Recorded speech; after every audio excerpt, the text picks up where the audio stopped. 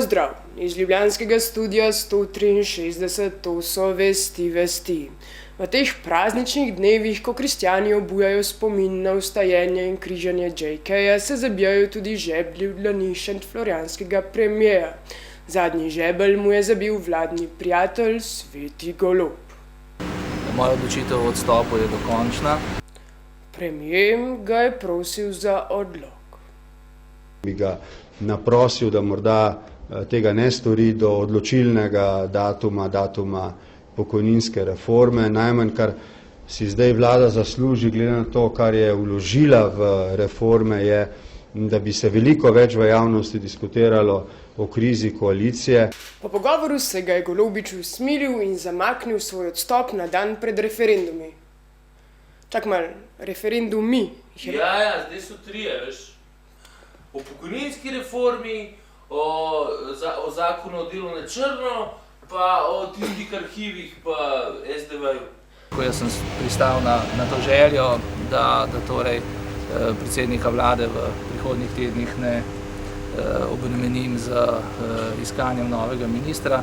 Vmes je nekaj nalog, ki jih je še potrebno postoriti, so pomembne, pri tem mi daje polno podporo. Predsednik republike je dan predtem dvignil roke ter predstavil svoje gledanje na politično situacijo. Nastaja vtis, ta vtis se ves čas krepi, da bodo predčasne volitve potrebne. Temu vtisu je privrženo kar precejšnje število ljudi, tudi javnost se temu čedalje bolj pridružuje.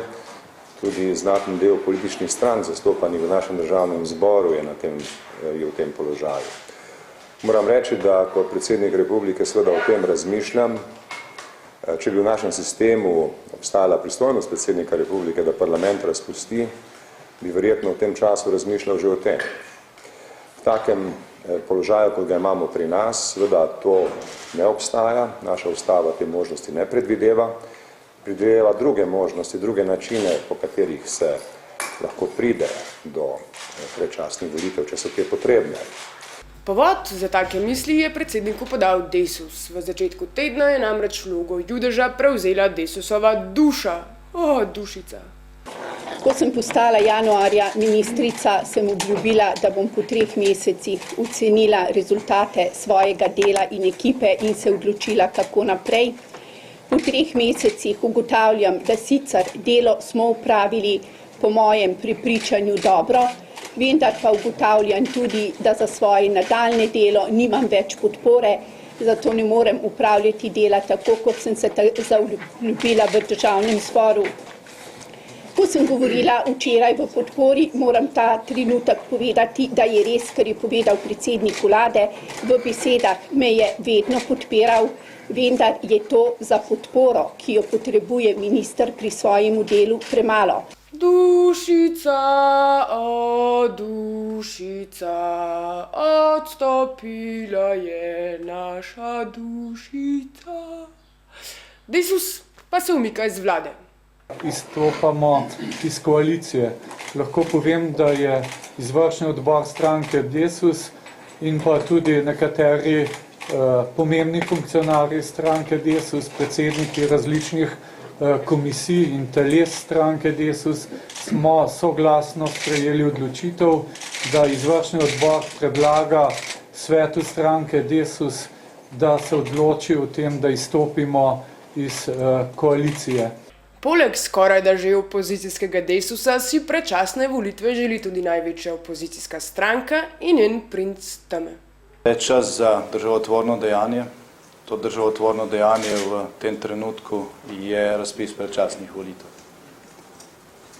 Glede na to, da je formalni korak do te rešitve relativno kompliciran glede na slovenski ustavni sistem, Slovenska demokratska stranka, predsedniku vlade in predsedniku največje vladne stranke, pri prehodu čez to oviro ponuja svojo pomoč. Samo glasovi največje vladne in največje opozicijske stranke so namreč dovolj, da se ta ovira preseže in da se razpišejo predčasne volitve v nekem realnem roku. Druga možnost, ki obstaja, Je pa treba k razpravi o tej možnosti povabiti tudi poslanke in poslance ostalih poslanskih skupin in poslancev obeh manjšin oziroma narodnosti v Sloveniji, pa je hitra sprememba ustave, s katero bi trajno omogočili takšen korak. Po našem mnenju so predčasne volitve v situaciji, v kakršni je danes Slovenija, najboljši, kaže pa se vse bolj, da tudi edini učinkoviti možni protikrizni ukrep. Torej, zaenkrat kaže, da bo poletje vroče. Meni je že vroče. Referendumi bodo odnesli vlado in jeseni bodo volitve. A kdo stavi, da ne? Jaz mislim, da kar bojo. Kot. Zaradi domnevnih nepravilnosti oziroma nezakonitosti pri poslovanju Slovenskega narodnega gledališča Drama Ljubljana je Ministrstvo za kulturo izvedlo pregled poslovanja zavoda zlasti z vidika nepravilnosti oziroma nezakonitosti. Ministrica Širca je že pozvala ravnatelja Iva Bana k odstopu, o njegovi krivdni razrešitvi pa se bo odločila po praznikih. Predsednik sindikata SNG Drama Ljubljana Tone Kuzma pa pravi, da večina v zavodu meni, da Ban gledališče zelo dobro vodi ter se zgraža nad razlogi za ravnateljevo razrešitev. Izjavo, ki smo jo dali že svetu, vam bom zdaj ponovno prebral. Večina zaposlenih v Drami je mnenja, da ravnatelj Ivo Ban zelo dobro vodi Dramo, da je pod njegovim vodstvom naše gledališče zelo uspešno in imamo kvalitetne predstave. Da je klima v Drami pozitivna, večina zaposlenih se tudi zgraža nad načinom in razlogi, ki naj bi bili razlog za ravnateljevo razrešitev. Naj povem, da sem od samega začetka po prvem sodelovanju na svetu zavoda ponovno imel 2 sestanka s tehničnim sektorjem in delom administrativnega sektorja, ker večina, ne samo članov sindikata tehničnega sektorja, ampak večina zaposlenih v tehničnem sektorju podpira naše mnenje, da Ivo Ban ostane v Drami kot ravnatelj do konca svojega mandata. Priča smo bili pestri predstavitvi nove izdaje knjige Hermana Potočnika Problem vožnje po vesolju, ki je šla pri založbi Ksevt. Knjiga stane 30 € za vse tiste, ki pa bi si želeli knjigo imeti v elektronski različici, pa si jo lahko brezplačno pretočite iz njihove spletne strani. Vesoljske tehnologije so razumljene v smislu kulturalizacije nekega vesolja tega obljubljenega pojma, kjer imamo možnost premisliti naše civilizacijsko stanje še enkrat in to konstruktivno v smislu dejansko povezave umetnosti in znanosti, teh dveh paradigem, ki sta nekje v zgodovini nedavni se razšle, popolnoma na nek način zgubile medsebojni dialog in naše prizadevanje seveda je ta dialog ponovno vzpostaviti. Se pravi, tretja kultura tudi v tem smislu kot področje ustvarjanja te naše sodobne civilizacije. Direktorica mi zdaj prenese sladoled, tako da ga moram pojesti, če ne se bo stopil, ampak se mi zdi, da še vedno novice preberem normalno. Po predstavitvi je Dragan Živadinov pokomentiral tudi škandal v zvezi s financiranjem projekta Opera Zvezdno mesto v okviru Evropske prestolnice kulture. Poglejte, pa ne verjamete vsem tračev, ki jih preberete. Tudi nikoli ne skrivam, jaz sem levi anarhist. Mislim, to vedno tudi rečem. Mislim, denar. 612 000 je bilo najprej, potem, in to smo sedeli z eno producentko, pustimo zdaj njeno ime, in potem je bilo jasno, da ne bo toliko denarja in potem smo govorili o 500 000 evrih. In 300 000 evrov damo mi, vprašajte me kako, in 200 000 dajo oni. In to je vse. To so številke. Oni seveda, ko so prišli, so spremenili koncept kulturne prestolnice Evrope in v tem konceptu ni bilo prostora za nas. Mislim, to ni nič žalostnega, ampak preprosto, ta mož, ki je prišel na ta sestanek, se ni pogovarjal 4 minute. Prišel je na sestanek s popolnoma drugimi ljudmi, s katerimi smo se predtem pogovarjali, sploh nobenega ni bilo več. Se pravi, vse je bilo zamenjano, očitno. Vse je bilo zamenjano. Tisti ljudje, s katerimi smo se predtem pogovarjali, nobeden ni sedel na tem sestanku. 3 novi ljudje, potem je prišel ta model je začel cvilt, se opravičujem, in seveda, jaz sem pa potem začel v bistvu kaj? Grozit, ne, jaz temu rečem. Najdel sem dober terminus. Grozit z umetnostjo. In pa, v bistvu, vse sem rekel, no, sram me je za vse nas. Evo, da ne znamo nekaj civilizacijskega spraviti v zaporedje in red. Sram me je za vse nas in mi smo tukaj veliki poraženci. Ampak opero bomo naredili. Prej ali slej. Predvčerajšnjem je klicala Sunita Williams iz Moskve. Ona je pol Indika, pol Slovenka. In je rekla, da je z Moskvi izvedla, ne v Moskvi, v zvezdnem mestu, da gradimo ksevt. Je rekla, da pridemo in da naredimo, kar hočemo, ker je bil naš gost prejšnji teden z Nihatom tukaj, Malenčekov.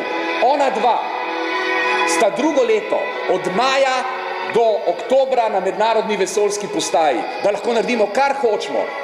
On Rus, ona Američanka, pol Slovenka, pol Indika. Pa to je svet, to je opera. In naš kulturni vzorc more biti v vesolju, če ne gre pa vse v.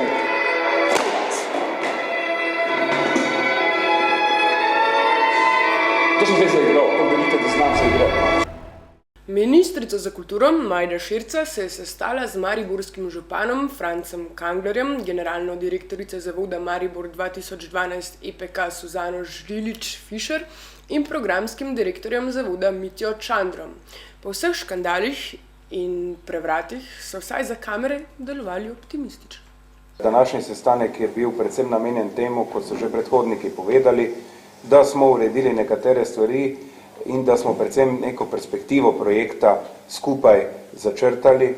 In zelo sem vesel te skupne volje, ki je seveda nikoli ni bila vprašljiva, ampak vselej znova se je treba nekako usesti in preveriti, kje smo. Veste, da so za nami tudi zelo turbulentni časi, ampak lahko rečem, da sem ravno z današnjim dnem zopet poln optimizma, da bomo stvari lahko izpeljali res dobro. V tem optimizmu me napeljuje več konkretnih stvari. Prva stvar, ki se mi zdi zelo pomembna, je seveda Umetnostna galerija Maribor in združitev z poprej načrtovanim Maxom.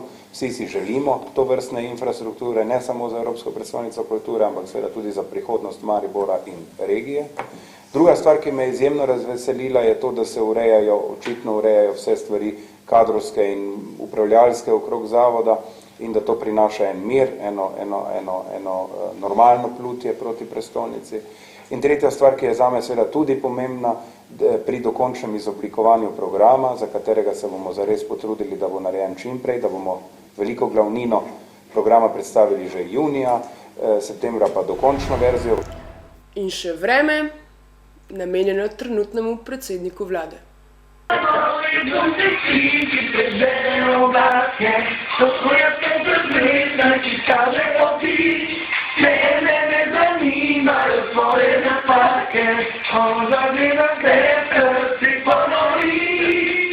Iz ljubljanskega studia 163, to so bile vesti.